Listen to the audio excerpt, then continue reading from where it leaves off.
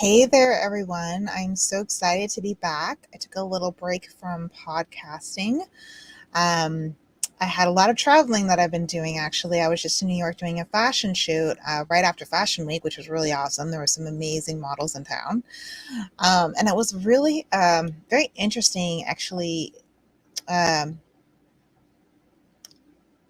helping me with my business and kind of figuring out how I can stretch my belief system, how I can believe that things can happen for me in my business.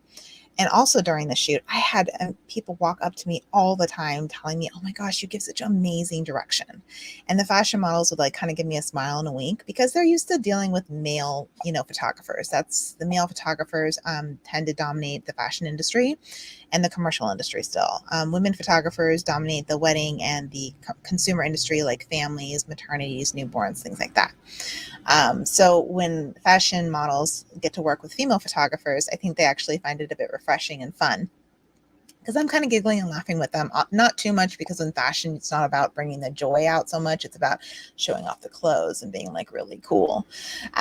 But it was really just interesting just getting all the feedback from people on how amazing you are, which is great to hear, but really actually learning how to accept the compliment and be like, hey, you know what, I am valuable and my business is, I am worth what I charge and beyond what I charge. In fact, I should probably charge more for working with women entrepreneurs, working with brides, working with fashion models and things like that, because I am so good at articulating what it is I'm looking for when working even with a fashion model. Do they know how to pose? Absolutely, they know how to pose. I promise you they do. However, they they love a little bit of guidance usually. Some of them don't, but generally speaking, people love a little bit of guidance whether they're models or not, because they kind of get bored of doing the same thing and they don't know for sure what it is you're looking for. This is the same for all clients, whether you're working with, business coaches, business owners, brides, whatever it is. And so that's one of the things that that's kind of my secret sauce, is really being very great in my direction. And so, but it's hard to hear it. That's the thing, is it's hard. You know what you're good at, but it's having the belief inside of you that you know that you're good at it. So that's going to lead me into what today's topic is all about, which is writing down your desires for your business. And not just for your business, because your business should be about creating a better life for yourself, not about making more money. Because if you're in business just to make more money, energetically, you're not going to attract the right people. I know this very personally because that has been me, especially during COVID. I was attracting the wrong clients. I was attracting low end clients and clients who needed to think about it, or the clients that were shopping around. And what I've noticed lately is that I'm no longer attracting those clients. I'm attracting less clients, but they're higher quality clients. They're clients who actually want to work with me. I get way less people reaching out to me because they're shopping around, which is really amazing, because when people reaching out to me or shopping around, it just wastes my time. And so because I'm not no longer like super desperate to get to book any client, I actually say no to clients. I have clients who are like, well, I really want you to do a newborn session and it's an hour away. And I'm just like, yes, I know I did that 2, 3 years ago, but unfortunately, that's just not something that I do anymore. Or if it's clients that I just don't want to work with. I've actually had past clients who were lower quality clients who wanted to pay a little bit and wanted the whole world. And they come back to me expecting me to service them the same way as I did before. And I just tell them, no, I'm not the right person for them any longer, because I'm not that same person. And so when you start writing down your desires, you will start attracting more of the people that you want to attract into your life and into your business. And this is in all aspects of your life. One of the best things to do, and it's what I'm learning right now and both practicing right now, and I can tell you that, does it erase the fear? No. Does it erase? I still have a fear of rejection. Okay. I have always had a fear of rejection, but I learned to deal with it. So now when someone says no, or they've gone with somebody else, I think of that, that's good. That releases me to serve somebody who is right for me. It's not a rejection. It's the universe saying, hey, I've got something better for you. or it's the universe saying, hey, you need to adjust your messaging, or you need to adjust who you're trying to talk to bring the right person to you. Does that mean that it no longer hurts when I get a rejection? No, of course. I actually had two people, one who I actually wasn't even talking to, and they sent me an email and said, hey, I went with another photographer. And I'm like, okay, well, we never had a consult, so I'm not sure why you're reaching out to me. Maybe you meant to talk to somebody else. It was a little weird. Um, and then I had somebody else who I knew was not the right client. I was doing a favor for a friend. She's like family to me, and she recommended this one of her family members to me, but she did warn me ahead of time, hey, he's kind of a cheapskate. He might not, make sure it's worth it. And I did quote him a price that I was comfortable with because it was coming up quick. I happened to have a opening in my schedule, and I was willing to do it for a little less. But I am so thankful that he went ahead and booked some cheap photographer, and I know he's going to regret it after the fact. But I'm like, good. That's awesome. I mean, at first I was kind of like a little hurt, and I was like, you know what? First of all, it was on a boat, and that means I'd have to take Dramamine, which is fine. I've shot weddings on, actually I've shot birthdays on a boat, and I actually was fine, but still it adds a little bit of extra challenges when you're shooting on a boat. But they wanted so much for so little in the San Francisco Bay Area. Like, the pricing they were looking at is something you might find in nowhere, Oklahoma or Kansas, and they'd still be someone kind of new. Anyway, so I was like, you know what? I don't need that kind of a headache. So this is a good thing. This is a good thing for me. And, you just practice it. So writing down your desire, I get a little sidetracked. My apologies. But it's all in the story. Like, you want to write down your desires, but I'm not going to say that writing down your desires gets rid of those fears or gets rid of that fear of rejection, because it doesn't. However, it does help you realign yourself when you do have that rejection, because rejection is just the universe, God's way of kind of adjusting your path to put you back on path towards the right person, or adjusting what you're doing if you're self-aware enough to change what you're doing so that you can adjust your frequency, what you're wanting to attract to you, to attract the right people to you. Change your messaging, change how you're speaking, change how you're showing up online. All of that's so important. So how do you write down your desires? Do you just start rattling off desires out loud? Do you write them down? What do you do? Well, my coach is Shamina Taylor. She is an amazing woman. I mean, like, I was on one phone call with her, and I swear I could just feel her energy. I join, like, every time she is live, and she's got a free Facebook group called The Quantum Woman. So if you're looking for an energetic coach who's going to help you shift your energy around money and wealth and in general, and men, really, to be honest, like, the sky's the limit, right? Just embracing your femininity in all levels.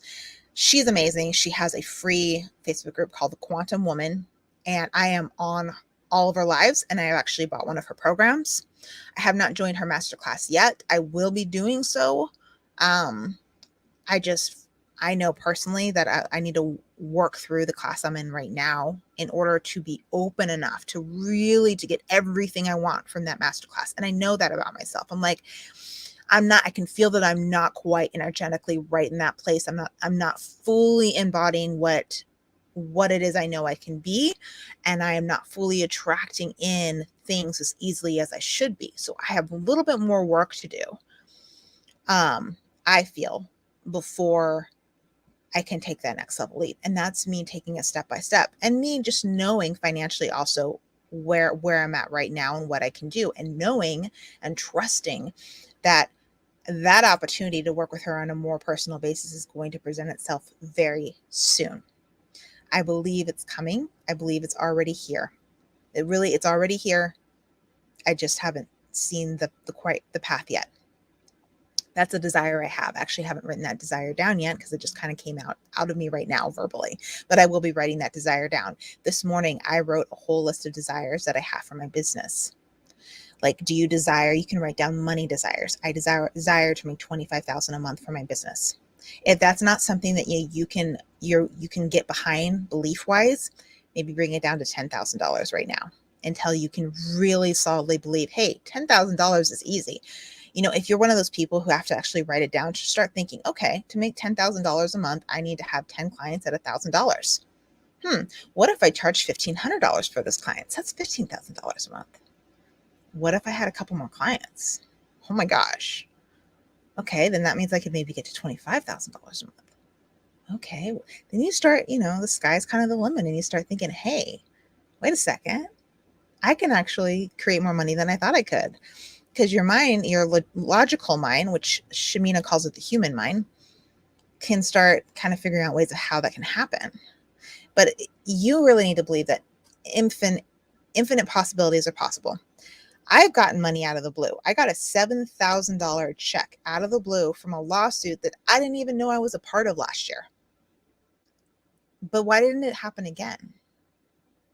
It actually did happen again. I didn't think I could apply for the PPP loans during COVID. I did. And not only did I get that, I got it applied for, and I got it completely forgiven. And it was a lot of money. I did not think I could do that, but I started believing that anything was possible, and opportunities started presenting itself. So writing down your money desires is super important, but then writing down, why do you have those money desires? You don't just have a desire to make $10,000, $15,000, $25,000, $100,000 a month just because. There's a reason you have that desire. Is it financial freedom? Is it so that you don't have to depend on your husband or significant other? Is it so you can give your kids a way better life than you had? Is it so, like in my case, I'm planning for a family, whether I give birth to them, have a surrogate, or adopt, and or all of the above. I want a big family. I've always wanted a big family. I am part of a big family, so I want a big family.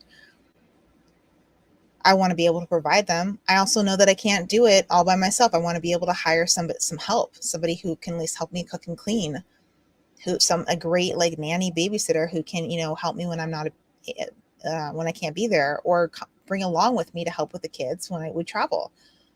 I'm okay with having an au pair because I know that I'm still going to spend quality time with my children, a lot of quality, to put them to bed, do those things. But I also know that it's hard being a parent. And so I'm already prepping right now before I'm even married or have children for that life, because I understand it's hard because I work with a lot of parents. And I saw how hard it was on my parents too. So I have all these desires. I have reasons for it. I want to step foot on all 7 continents. I want to visit 100 countries. I want to see things in this world that most people never get to see. God created such an amazing world. I mean, for real, it's everything just aligns perfectly. From the facts to the perfect distance to the sun, to the cycles of the moon, to the seasons, everything. It aligns perfectly. I want to see it. I want to experience it. I really do. So, what is it that you desire? Why do you desire making that much money for your business? I'm actually holding on to my microphone today, so if you see it. I have my air conditioner going on in the background because, as usual, California has their Indian summer like we've been having for as long as I can remember. It's 90 degrees out right now. It's probably one of the last really warm days that we're probably going to have, so just enjoy it, right? Write down your desires. What is it? The sky is the limit. Do you desire? I never thought I had this desire until I met Shamina Taylor. I want a Lamborghini. I want a Lamborghini. I desire to have a Lamborghini. What do I desire to have a Subaru? That's what I'm going to get first because it's more logical for me to get that first. I can go more places. Lamborghinis are really low to the ground, and I wouldn't drive it the places I would drive a Subaru. But I want a Subaru. I want a Lamborghini. I desire to have a house in the country. I desire to have an apartment on the Upper West Side in Manhattan. I desire to have a place on the beach, a small place on the beach in Los Angeles. Not a big one. I don't need a big one. No one needs that much room in Los Angeles or Manhattan, right? You're not going to spend that much time in your apartment anyway. But out in the country, I want a huge house out in the country. I desire a huge house out in the country, away from all the buildings, away from fault lines, because I live in California, so earthquakes are a real Yeah, real thing here. Happen every day, small ones. But I would like to live a little bit away from the fault line and have a beautiful view and listen to the wind chimes and just all these amazing things. I mean, hopefully just me kind of telling you my desires kind of, helps you to start thinking about your desires and start writing them down every day. Write some new desires every day. Write your money desires, your fitness desires. I desire to have a rocking body with six-pack abs. That's what I desire. I desire to have that body after I have kids. I desire to walk into a room and have people look at me, not just because I'm beautiful, but because I energetically just attract people to me, which is already happening. I walked into the room at the workshop and a couple people knew me and they were so excited to see me. During the workshop, I had several people come up to me and say, you're really something special. There's just something about you. I've had people say that to me before. Usually it's my unique view on the world, religion, politics. I have a very unique view. I mean, the fact that I love Rancid, the band Rancid, and the Backstreet Boys, and I have them on a playlist back to back, tells you a little bit about me. I'm a little bit of an oxymoron, walking oxymoron. So I have a unique view of things. But to have people say, you're just something special. There's just something about you. And they can't even put their word on it. Oh, their finger on it. That's amazing. That means I'm doing something right, that writing my desires down and meditating every single day. I've been meditating. Okay, I've missed a couple days. My bad. But I've been at least thinking about my meditations. I think during New York, I missed a couple days because dreams were happening. Like I was living my life. And so I actually forgot to do my meditations. And then you know what? When I didn't do my medications, things started getting a little bit harder for me financially. Things got a little bit tight. Did I still make everything work? Yeah, I did. But I stopped meditating just for a couple days and things started getting a little hard. So I'm back to meditating. I spent an hour and a half this morning listening to Shamina Taylor in one of her classes and just, journaling about things that come up for me. Why do I feel like I can't get those things? And I don't even write much about that because I don't actually believe that I can't get them. I believe that there are certain things that my subconscious is maybe telling me why I can't get them, and that's blocking some things for me. I believe that maybe some of the desires right now that I'm writing down right now, I can't fully get behind, and maybe that's blocking some things for me. But then when I write all these down, I start getting excited. And when I listened to, like, Shamina went live today, and I was like so excited. I could just feel like I was in such a great mood. And it's really easy to do when you're not surrounded by people. And then when you go outside and you have to go drive and you be around angry people, I actually started listening to either music that really makes me happy, or I'll listen to, a lot, either her lives or somebody else's lives, whatever that makes me happy. Yesterday I was listening to Amy and Jordan Demos's live. Why? Because they make me so happy. Do I changed some things? Like, I don't agree with some of the ways they do their business, because I think it's one of the reasons why it's taken me so long, is because they're very much in their masculine energy of push, push, push, do, work, hard. And I love them. But I realized that because I felt like I had to do that, I actually was not doing anything. I was standing still for a long time.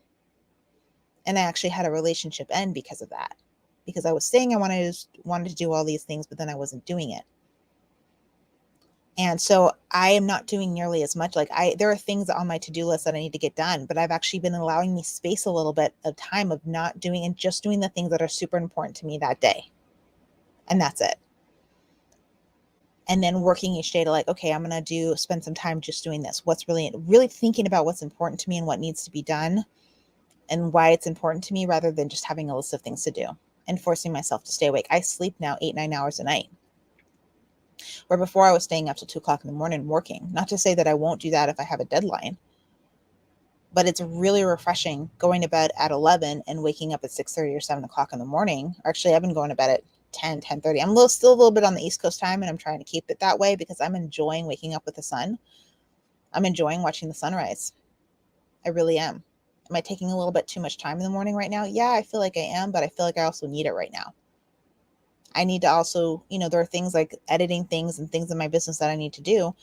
that I will need to put off towards other people so I can spend more time doing the things that are important, like more meditation, writing down my desires, really just doing the things that are important to me, and not feeling like I have to post every day on Instagram, post every day on Facebook, post every day on Pinterest.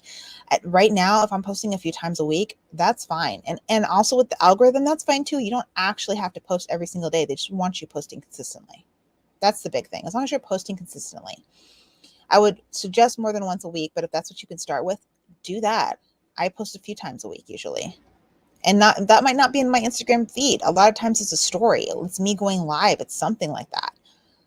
But I know that I actually, even though sometimes I think, oh, I'm not being super consistent, actually, no, I am being consistent because I am doing lives and I'm writing, I'm sharing stories. And when I was in New York, I posted things and I posted stories. Like, I am being consistent. So I'd like you to challenge you to just start writing down your desires. I'd like you to write down your money desires and why you have them. I'd like you to write down maybe your fitness desires, your health desires, and why you want them. And then if you feel like it, maybe your romantic desires, your relationship desires. Maybe it's not romantic. Maybe it's family. Maybe it's platonic. Maybe it's your friendships. Write down your desires, why you want them. I start doing that every day. A good thing to add on to that as well is gratitude. Writing down what you're thankful for. In fact, writing down what you're thankful for before you write down your desires can sometimes help you write down your desires because it starts unleashing your creativity and your ability to start expanding. Because sometimes when you start doing your gratitude journal, sometimes it's hard to write 10 things down. It was for me, 10 things I'm grateful for. Now I can write a whole page of things I'm grateful for. And they're small things. Just like having a porch to sit down on and enjoy my morning coffee on, the wind chimes I get to listen to, even the busy street, which you can probably hear right now, if not my AC and going on in the background. Just start writing down your gratitude, writing things you're grateful for, and then moving it on to your desires.